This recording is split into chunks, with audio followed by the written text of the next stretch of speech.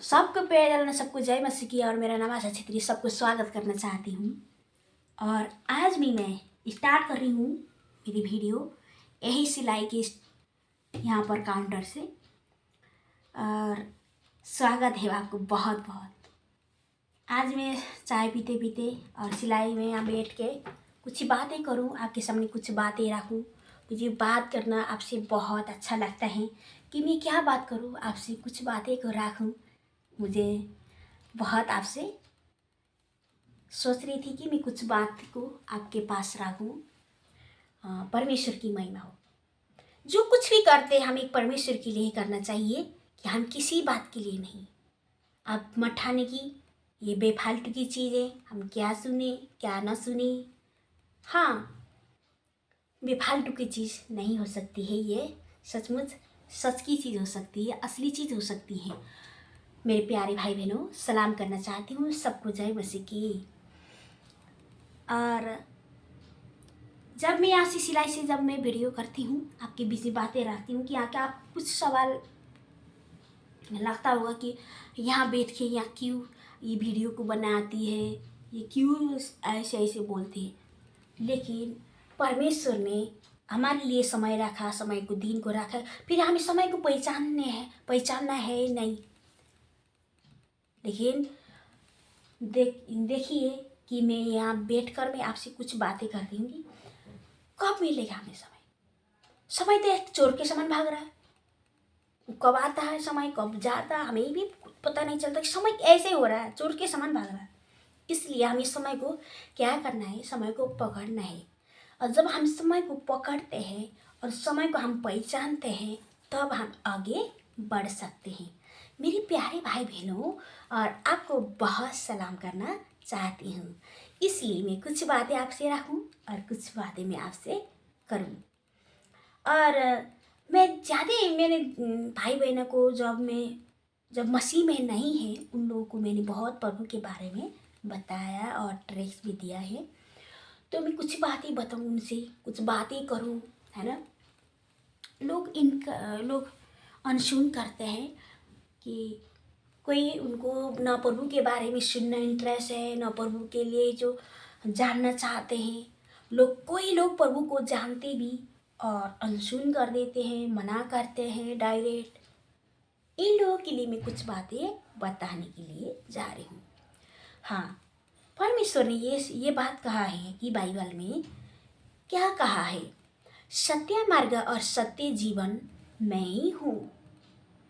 मुझ बिना तुम लोग स्वर्ग में नहीं जा सकते।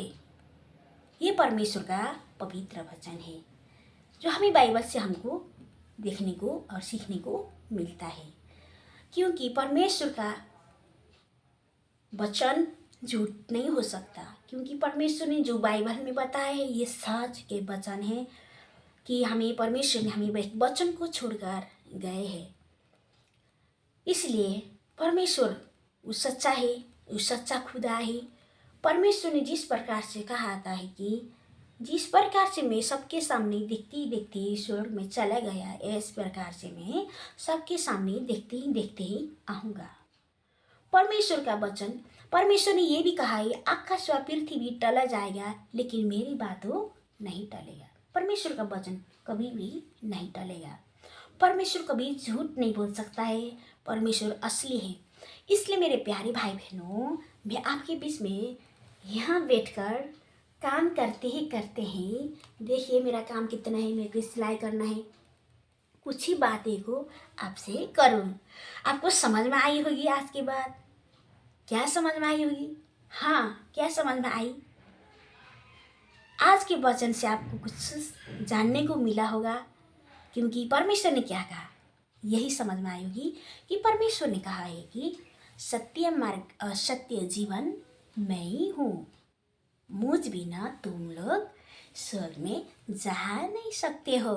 इसलिए हमें स्वर्ग जाने के लिए क्या करना चाहिए कि हमें स्वर्ग जाने के लिए जीवित खुदा प्रभु को हम मानना चाहिए, क्योंकि वो है असली परमेश्वर और आपके लिए और मेरे लिए आया है दुनिया में। क्यों आया?